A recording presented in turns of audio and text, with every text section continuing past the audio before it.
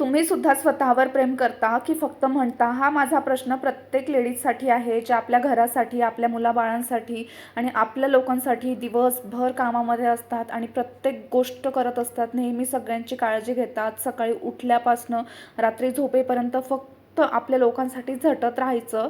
तर मला हा प्रश्न विचारायचा आहे की कधी तू स्वतःसोबत बसून कधी हा प्रश्न विचारलाय का, की तू स्वतः कशी आहेस?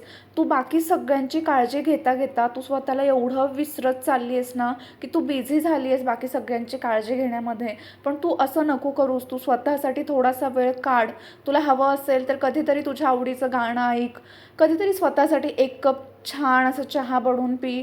तू स्वतःला कधीतरी ट्रीट दे आणि हा विचार कर की ठीक आहे, तुला तर त्या सगळ्या गोष्टी कंप्लीट करायच्याच आहेत. बाकी सगळ्यांची काळजी घ्यायची आहे, सगळ्यांच्या रिस्पॉन्सिबिलिटीज निभवायच्या आहेत.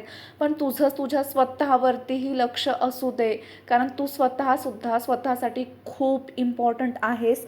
जर तू तुझ्या स्वतःला इम्पॉर्टंट देशील, स्वतःवर प्रेम करशील, तर बाकी जगही तुझ्याकडे बघण्याचा दृष्टिकोन जो आहे तो पूर्णपणे जगाचा चेंज असेल.